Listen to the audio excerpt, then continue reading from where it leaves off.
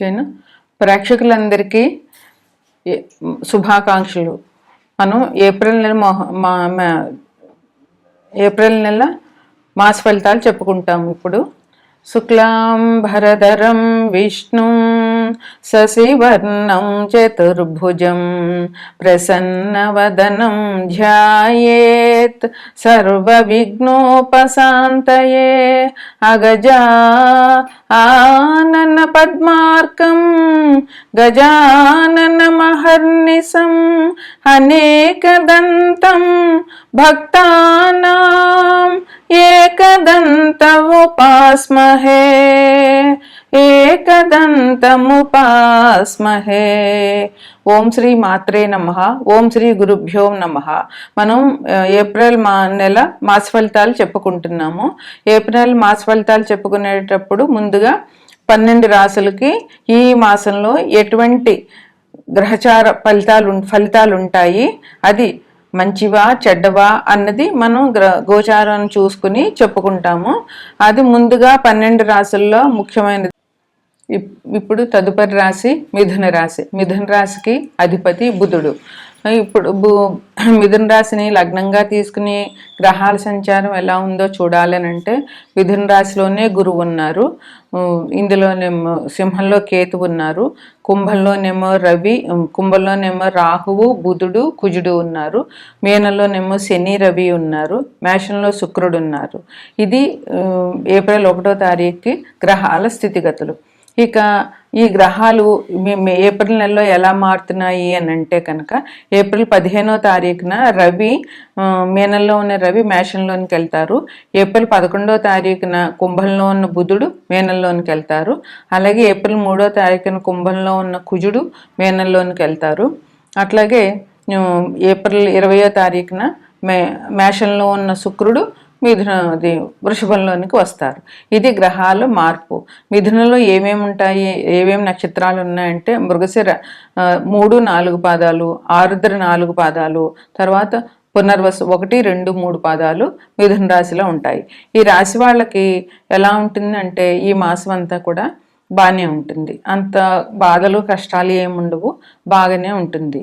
ఇక ఈ రాశి వాళ్ళకి వృత్తి ఉద్యోగాల్లో కూడా చాలా బాగుంటుంది. ఏ వృత్తి చేసేవాళ్ళైనా ఏ ఉద్యోగం చేసేవాళ్ళైనా సరే ఈ వారం మీకు చాలా బాగుంది.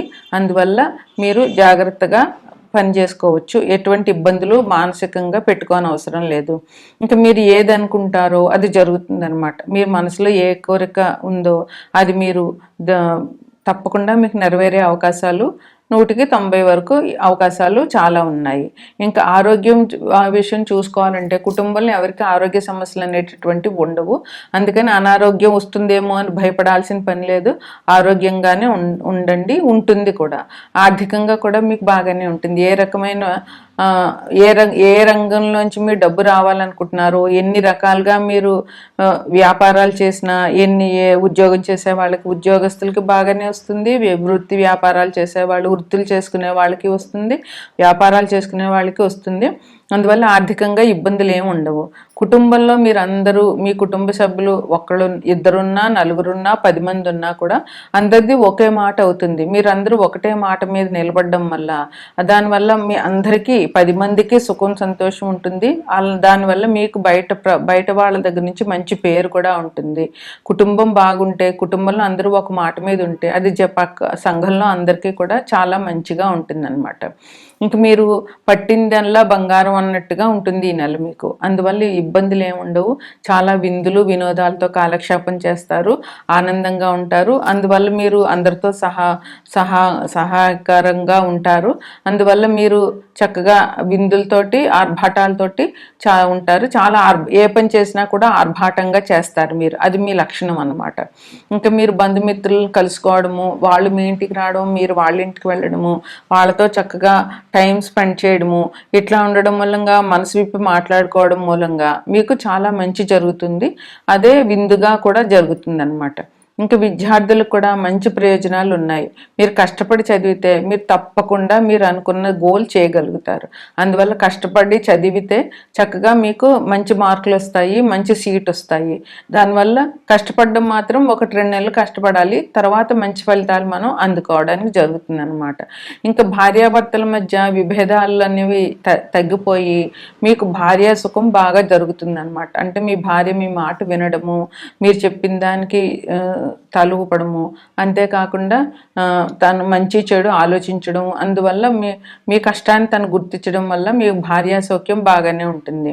ఇంక మీకు కొత్తగా పరిచయాలు జరుగుతాయి. ఆ పరిచయాలు కూడా ఎవరంటే ఉన్నత వ్యక్తులతో జరుగుతాయి అన్నమాట. వాళ్ళు మీ అందరూ వాళ్ళ వల్ల మీకు కూడా మంచి పేరు వస్తుంది. ఒక మంచి ఏ సెలబ్రిటీతోనో పరిచయం ఉందనుకోండి, పలానా సెలబ్రిటీ నాకు ఫ్రెండ్ అని చెప్పుకోవడం కూడా మీకు గొప్పగా ఉంటుంది కదా, అలా ఉంటుంది అనమాట. ఇంక సంఘంలో మంచి స్థితిలోకి వస్తారు, మంచి పేరు ప్రఖ్యాతులు వస్తాయి, మంచి అభివృద్ధిలోనికి వస్తారు.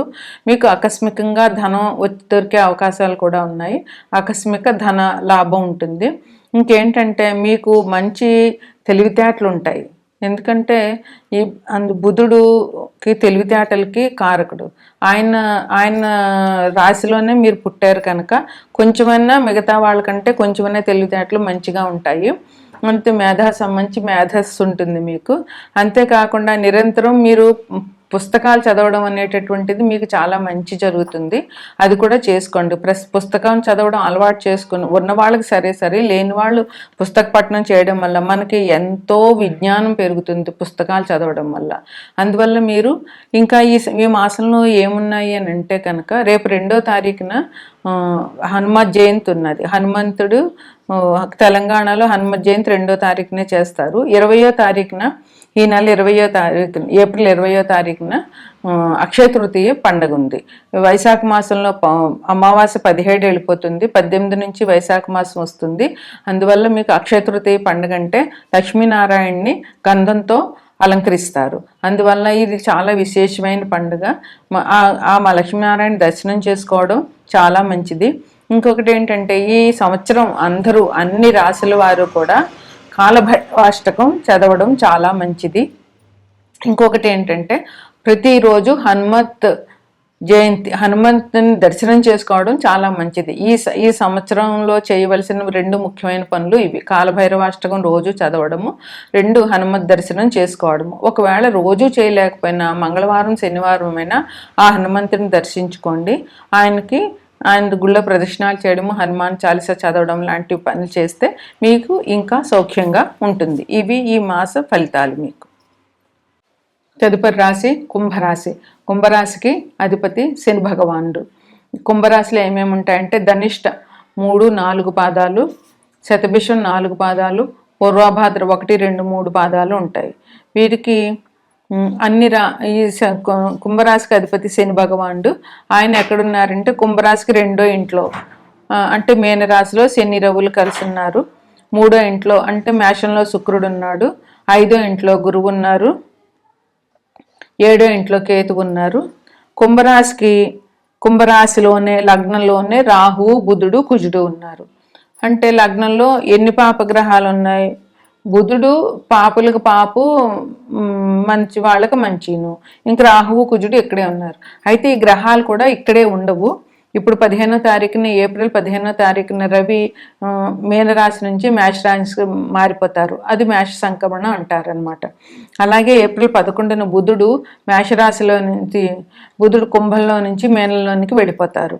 అలాగే ఏప్రిల్ 3వ తారీఖున కుజుడు కుంభంలో నుండి మీనంలోనికి వెళ్తారు. కుంభంలో నుండి మీనంలోనికి కుజుడు వెళ్ళడం మూలంగా కొంచెం ఇప్పుడు యుద్ధం జరుగుతోంది కదా, ఉధృతి తగ్గే అవకాశం ఉందని కొంతమంది జ్యోతిష్కులు చెప్పారు. అందువల్ల ఈ యుద్ధం మనం అందరం కూడా ఈ యుద్ధం ఎప్పటికైనా తగ్గిపోవాలని, అక్కడ ప్రజలందరూ సుఖశాంతులతో ఉండాలని ప్రార్థిద్దాము. మనందరం కలిసి జనం అందరూ ఒక్కళ్ళు ప్రార్థన కంటే 10 మంది ప్రార్థన, ఏదైనా ఐకమత్యం మనకు తెలుసు కదా, ఐకమత్యమే బలం అనేటటువంటిది మన ఇండియాలో ఉన్న నానుడది. అట్లాగే ఐకమత్యంగా మన అందరం కలిపి ఒకే కోరిక, అది కూడా మన గురించి కోరుకోవటం లేదు, అక్కడ ప్రజలందరూ సుఖంగా ఉండాలి, వేరే వారి గురించి మనం కోరుకో కోరుకుంటున్నాం కనుక మనం మన కోరికలు తీర్చినా తీర్చకపోయినా భగవంతుడు వేరే వాళ్ళ సౌఖ్యం మనం కోరుకుంటే కనుక ఆ మన సహృదయతకి మంచితనానికి దేవుడు కరిగిపోయి ఆ కోరిక తీరుస్తాడు. అందువల్ల మనందరం కూడా ఆ యుద్ధం తగ్గిపోవాలని, అక్కడ ప్రజలందరూ సుఖశాంతులతో ఉండాలని ఆ భగవంతుడిని ప్రార్థిద్దాము. అయితే ఇప్పుడు ఈ రాశి వారికి, కుంభరాశి వారికి ఎలా ఉంటుంది అంటే అనుకూలంగానే ఉంటుందని చెప్పవచ్చు. ఏప్రిల్ 20వ తారీఖున శుక్రుడు మేషంలోంచి వృషభంలోనికి వెళ్తారు. ఇది ఈ ఏప్రిల్ మాసంలో గ్రహాల చలనం అన్నమాట. ఇంకా రవి, బుధుడు, శుక్రుడు మారడం వల్ల ఈ రాశి వాళ్ళకి మంచి జరుగుతుంది. వీళ్ళు ఉద్యోగంలో ఉన్న వాళ్ళకి అధికారులు ప్రశంసలు దొరుకుతాయి. అంటే అధికారులు మీ పనితనాన్ని మెచ్చుకోవడము, మిమ్మల్ని గుర్తించడము, అది చాలు. అధికారులు మనం గుర్తించారంటే అబ్బా పలానా వ్యక్తి బాగా చేస్తాడు అని మన అధికారి మన పైబాస్ అంటే మనకి ఇంకా అంతకంటే సంతోషం ఏముంటుంది. అట్లాంటి గుర్తింపు, ప్రశంసలు మీకు దొరుకుతాయి. ఇంకా మీరు దేన్ని విషయాన్ని వాగ్వాదం పెంచకండి. ఎవరైనా వాదించుతుంటే మీరు కట్ చేయడం నేర్చుకోండి. దాన్ని లాగి పెంచి అలా వాగ్వాదాలు పెంచుకోవడం వల్ల మీకు ఇబ్బందులు వచ్చే అవకాశం ఉంది ఈ మాసంలోనూ. వృత్తి ఉద్యోగాల్లో కొంచెం ఇబ్బందులు, చిన్న చిన్న ఇబ్బందులు అయితే ఉన్నాయి. అది ఉంటాయి, కానీ వాటిని మీరు దాటేయగలుగుతారనమాట. అది ఇబ్బందులు అనేటువంటి ఉన్నా కూడా వాటిని మీరు చాకచక్యంగా గెలవగలుగుతారు. ఔషధం సేవ ఉంటుంది, చిన్న చిన్నగా తప్పదు. కొంచెం ఈ మాసం కూడా గ్రీష్మ ఋతువులాగా ఉంటుంది. ఎండలు గ్రీష్మ ఋతువు ఇప్పుడే రాకపోయినా మనకేంటంటే వసంత ఋతువులోనే గ్రీష్మ ఋతువు ఎండలు ఉంటున్నాయి. అందువల్ల చిన్న చిన్న అనారోగ్యాలు జరుగుతాయి. దానికి పెద్ద బాధపడవలసిన పని లేదు. అది చిన్న చిన్న ఔషధ సేవ అనేటటువంటి తప్పకుండా ఉంటుంది. ఇంకా ఆధ్యాత్మిక కార్యక్రమాలు మీరు బాగా చేస్తారు. దానివల్ల మీకు మంచి జరుగుతుంది అనమాట. ఏ రకమైన దేవుడికి సంబంధించిందైనా పెద్దవాళ్ళని గురువులు గౌరవించడము, పెద్దవాళ్ళకి ఏ వృద్ధాశ్రమాల్లోనే ఏమైనా ఇవ్వడం, ఇలాంటివన్నీ కూడా మంచి కార్యాలే. అందువల్ల మీకు మంచి జరుగుతుంది. మీరు ఇంకా ఎక్కడికైనా, ఇప్పుడు అందరికీ కూడా సెలవులు ఉంటాయి. ఇప్పుడు అందరూ కూడా తిరుపతి, శ్రీశైలం ఇట్లా ఏదో తీర్థయాత్రలు చేయడం జరుగుతుంది. దానివల్ల కూడా మనం భగవంతుని దర్శించుకుంటాం కనుక మంచి జరుగుతుంది అనమాట. మీరు ఎప్పుడో మర్చిపోయినటువంటి పెట్టుబడుల మూలంగా డబ్బులు మీకు ఇప్పుడు రావడం మొదలవుతాయి. అది ఎక్కడైనా ఒకవేళ మీరు పెట్టి మర్చిపోయింటే ఒక్కసారి చూసుకోండి. దానివల్ల మీకు డబ్బులు ఇప్పుడు వస్తాయి.